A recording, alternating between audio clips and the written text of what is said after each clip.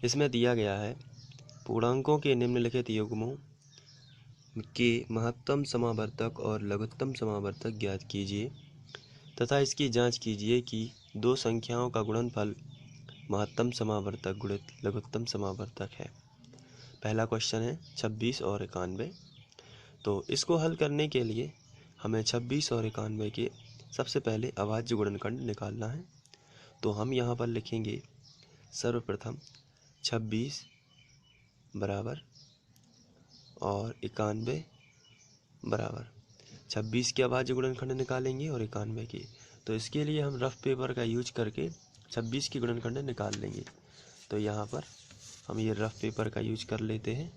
और वैसे तो हम लोगों को मालूम है 13 दूनी 26 होता है, लेकिन मैं प्रोसेस से बता देता हूँ। यहाँ इकाई अंक है 6 जो कि सम संख्या है, इसलिए 2 से भाग चला जाएगा। 2 एकम 2, 2 तिया 6 और 13 में 13 का ही जाएगा। तो 26 को हम लिख सकते हैं 2 गुणित 13 है, बहुत ही सिंपल है। इसी तरीके से 91 को हम लिख सकते हैं 13 7 91 यानी कि 7 गुणित 13 है। इसके गुणनखंड निकालने की ज़रूरत नहीं है, ये पहला क्वेश्चन सिंपल है, यहीं से पता चलता है। 13 दूनी 26, 13 7 91। तो 26 के गुणनखंड हम लोगों ने निकाल लिए हैं 2 गुणित 13 और 91 के गुणनखंड हम लोगों ने निकाल लिए हैं 7 गुणित 13। अब हमें इनके लघुत्तम समावर्तक और महत्तम समावर्तक निकालना है। तो इसके लिए हम लिखेंगे 26 और 91 का लासा। 26 और 91 का लासा यानी लघुत्तम समावर्तक।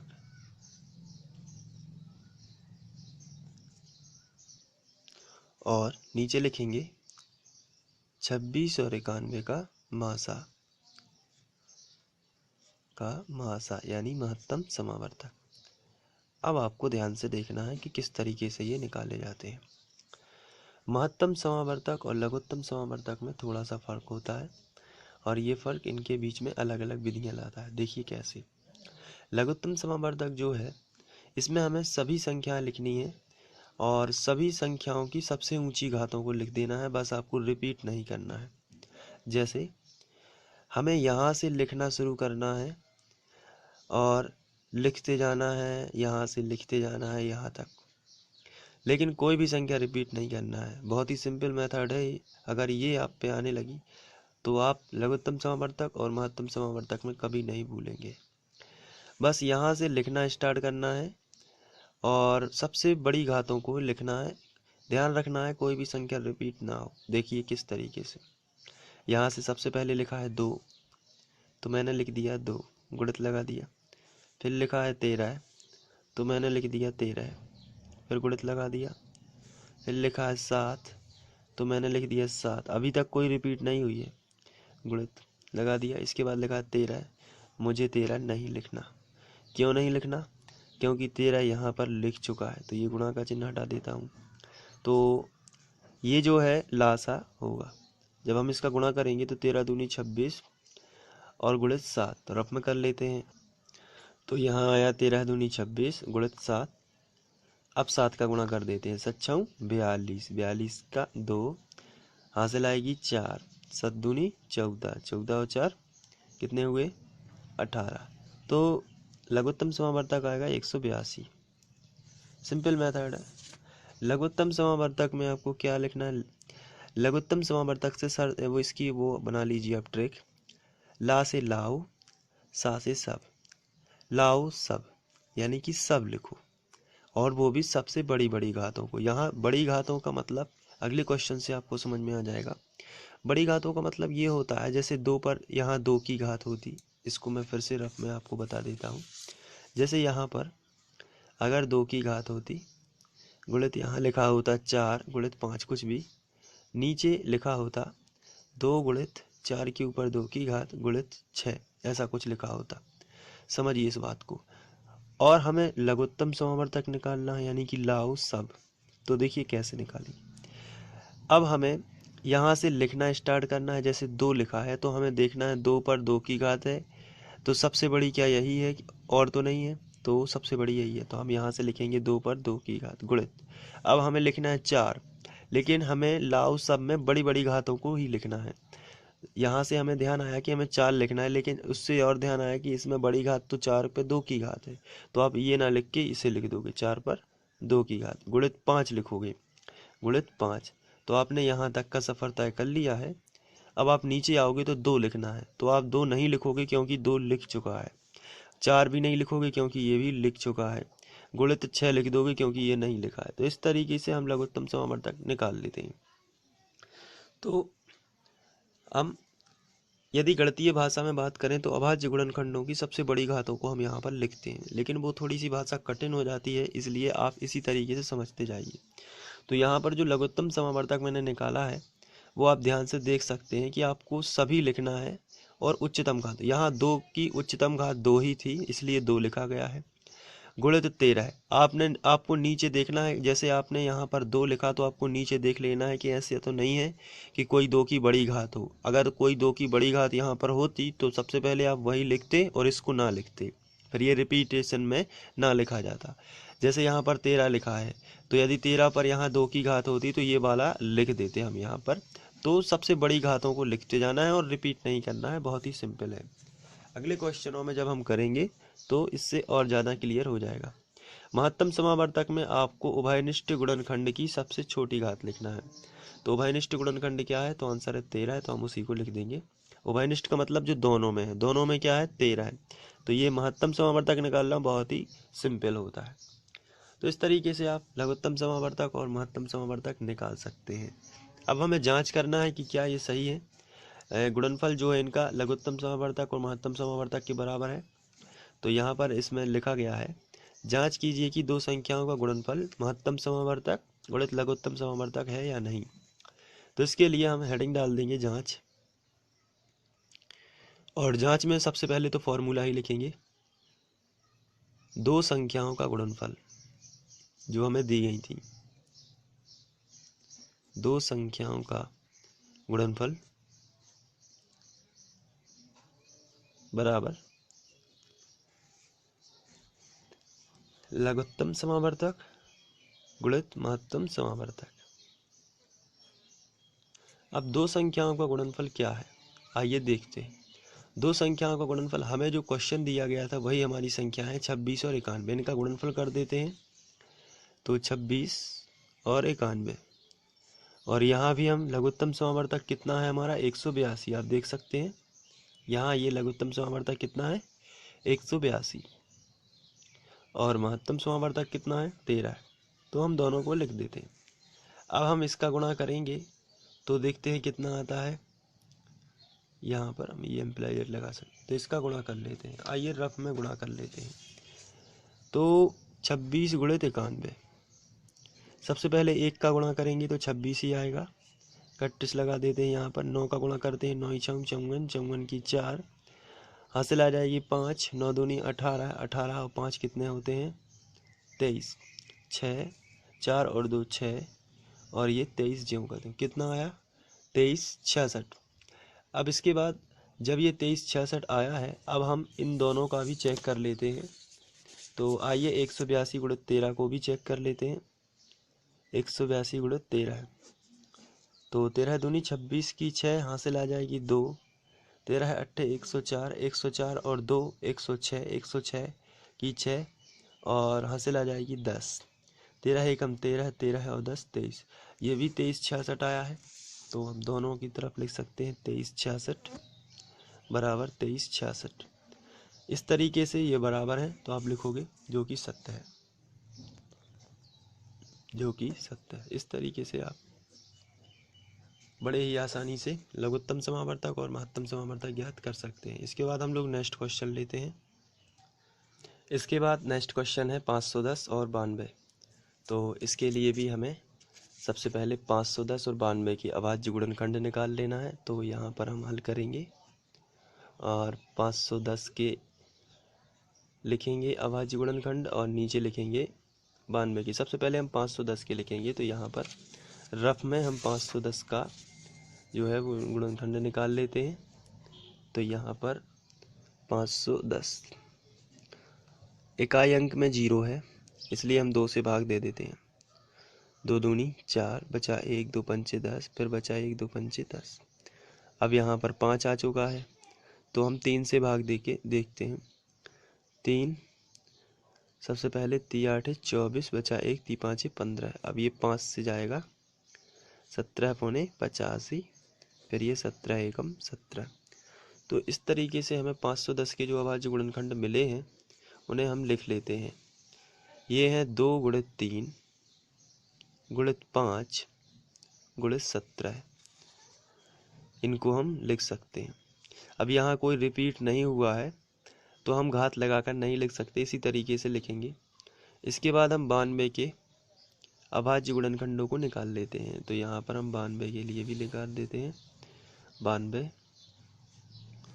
2 से जाएगा, 2 चौके 8, यहाँ बचा कितना 1 2 4 12, फिर 2 से जाएगा तो ये 23, क्योंकि 2 दूनी 4 2 तिया 6, फिर 23 का 23 में ही गया तो 23 एकम 23 ही हो गया। तो यहाँ पर हम लिखेंगे 92 के गुणनखंड आए हैं 2 गुणित 2, तो हम इस पर 2 की घात लगाकर लिख सकते हैं क्योंकि ये रिपीट हो गया है, और गुणित 23 आपको इसी तरीके से करना है। अब हमें 510 और 92 का सब लासा निकालना है, और उसके बाद 510 और 92 का मासा निकालना है, यानी कि लघुत्तम समावर्तक और महत्तम समावर्तक। अब लासा निकालने की विधि मैंने आपको पहले बताई हुई है कि सभी को लिखना है, बस रिपीट नहीं करना है। यहाँ से शुरू होना है, शुरू से, और सबको लिखना है, रिपीट नहीं करना है, और उच्चतम घातों को लिखना है। आपको ध्यान रखना है ये बातें, सबको लिखना है, उच्चतम घातों को लिखना। अब कैसे याद आएगा कि लघुत्तम समावर्तक में ही सबको लिखना है कि महत्तम समावर्तक में ही सबको लिखना है? तो मैंने एक छोटी सी ट्रिक बताई, लघुत्तम समावर्तक में ही सबको लिखना है, क्योंकि इसका मतलब होता है लाओ सब, लाओ सब, ला से लाओ, सा से सब। तो आपको ध्यान आ जाएगा कि इसी में लिखना है।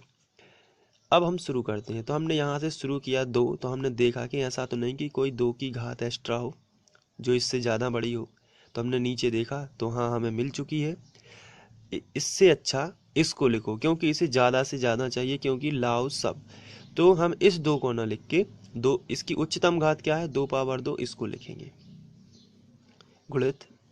इसके बाद फिर यहीं से आगे बढ़ेंगे, ये हो चुका है। अब 3 की उच्चतम घात तो नहीं है क्या, तो यहाँ पर ये 23 लिखा है, नहीं है तो हम 3 को ही लिखेंगे। इसके बाद 5 को लिखेंगे, 5 है तो नहीं उच्चतम घात, नहीं है तो 5 यही आएगा, यही सबसे उच्चतम घात मानी जाएगी। फिर 17 की उच्चतम घात तो नहीं है, तो नहीं है तो 17 ही लिखा जाएगा। इसके बाद यहाँ पर ये लिख चुका है, रिपीटिशन बिल्कुल भी नहीं अलाउ होगी यहाँ पर। और ये जो 23 है, 23 को हम पहली बार लिख रहे हैं, अभी नहीं लिखा है, तो हम यहाँ पर 23 भी लिख देंगे। तो इस तरीके से अब हम लघुत्तम समावर्तक इसको सॉल्व करेंगे जब, तो इसका गुणा करोगे जब आप, तो 2 पावर 2 यानी कि 4 4 तिया 12, 12 पंचे 60, और 60 गुणित 17 गुणित 23 कर लेते हैं रफ में। तो यहाँ पर हम करेंगे 60 गुणित 17, पहले ये कर लेते हैं 60 गुणित 17, 17 शून्यम शून्य, और 17 छक्के 102, तो यहाँ पर हम लिखेंगे 102। ये आया 10 20। अब 10 20 में हम 23 का गुणा करेंगे, तो गुणा कर देते हैं। तो 3 शून्यम शून्य, 3 दूनी 6, 3 शून्यम शून्य, 3 एकम 3। अब हम यहाँ पर फिर से 2 का कर देंगे, 2 शून्यम शून्य, 2 दूनी 4, 2 शून्यम शून्य, 2 एकम 2। अब 0 6 4 3 2 कितना आया, तो ये आया 23,460। तो हमारा लघुत्तम समावर्तक आया है 23,460। अब हम महत्तम समावर्तक निकाल लेंगे। तो महत्तम समावर्तक निकालने की प्रोसेस और भी सरल है। महत्तम समावर्तक किस तरीके से निकाला जाता है, उभयनिष्ठ घात जो दोनों में है उसकी सबसे छोटी घात को लिखना जो दोनों में है। तो यहाँ पर हम देखते हैं कि दोनों में तो केवल 2 ही है। अब इनमें सबसे छोटी घात किसकी है, दोनों में है और सबसे छोटी घात हो, तो इसका आंसर है कि 2 दोनों में है, मतलब उभयनिष्ठ जो है वो 2 है, लेकिन छोटी घात किस में है, ऊपर 2, तो छोटी घात को ही लिखेंगे। तो यह है महत्तम समावर्तक 2। तो महत्तम समावर्तक निकालते समय आपको याद रखना है उभयनिष्ठ गुणनखंड होना चाहिए और उसकी सबसे छोटी घात होनी चाहिए। तो इसके बाद अब हम जांच करेंगे। ये तो हमने निकाल लिया है लघुत्तम समावर्तक और महत्तम समावर्तक। अब हम जांच करेंगे उसी सूत्र को लगा के जो इसके पहले हमने लगाया था। दो संख्याओं का गुणनफल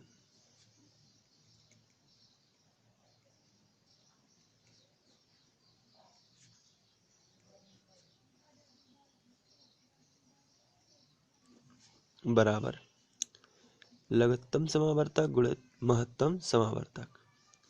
दो संख्याओं का गुणनफल, हमारी दो संख्याएं हैं 510 और 92 जो हमें क्वेश्चन में दी हुई थी। तो इन्हीं का हम गुणनफल करेंगे यहाँ पे 510 गुणित 92। लघुत्तम गुणित महत्तम, लघुत्तम समावर्तक हमारा है 23,460। यहाँ पर हम लिखेंगे 23,460 गुणित महत्तम समावर्तक 2 है तो 2 का गुणा होंगे। अब यहाँ पर हमें दोनों को बराबर लाना है। तो सबसे पहले हम गुणा करेंगे 510 का 92 में, रफ में कर लेते हैं। यहाँ पे 510 और यहाँ पे 92। सबसे पहले 2 का करेंगे, 2 शून्यम शून्य, 2 एकम 2, 2 पंचे 10। 9 का कर देते हैं, 9 शून्यम शून्य, 9 एकम 9, 9 पौने 45, 0 2 9 5 और 1 6, 4 जो 46,920। तो यह हम यहाँ पर लिखेंगे 46,920 यहाँ पर कर देते हैं। तो 23,460 गुणित 2, 2 शून्यम शून्य, 2 छः 12 की 2, हासिल में आएगी 1, 2 चौके 8 और 1 9 और 2 तिया 6, 2 दूनी 4। ये भी आया 46,920, 46,920। तो इस तरीके से आप जो दो बराबर सिद्ध हो चुके हैं तो आप लिखोगे जो कि सत्य है, जो कि सत्य है। तो अब हम लोग इसके बाद तीसरा क्वेश्चन करेंगे इसका।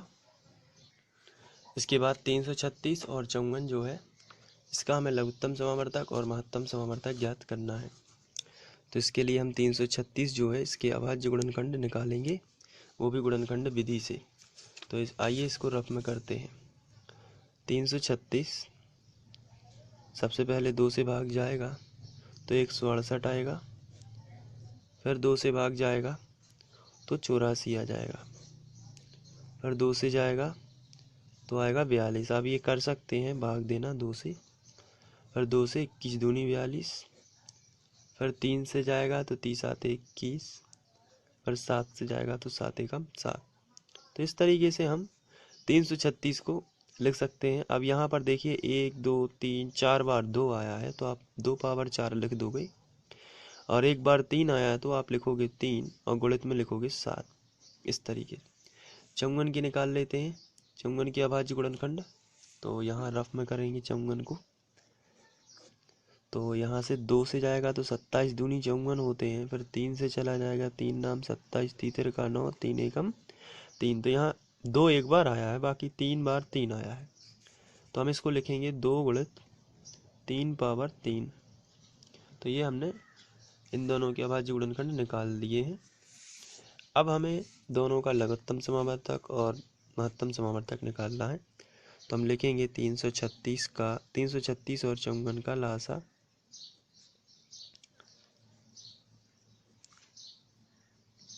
और यहाँ लिखेंगे 336 और 54 का मासा।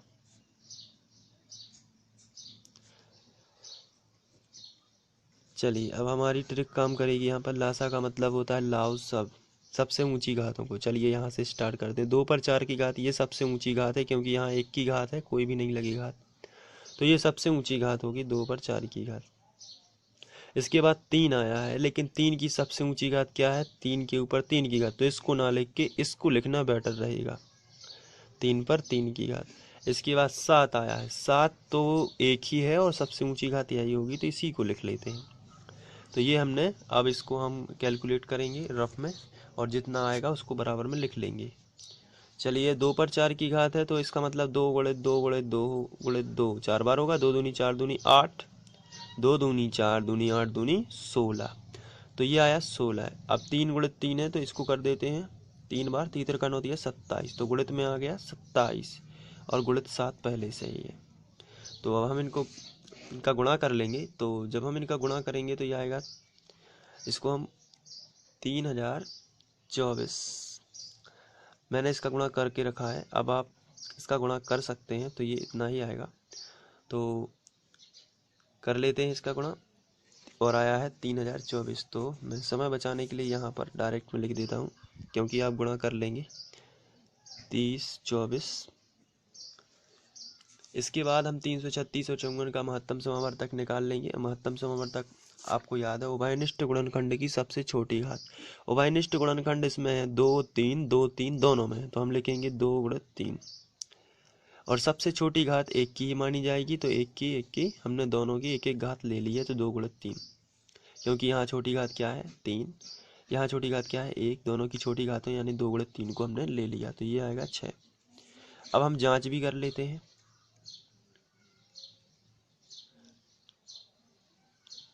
और जांच के लिए फॉर्मूले लगाएंगे, दोनों दो संख्याओं का गुणनफल बराबर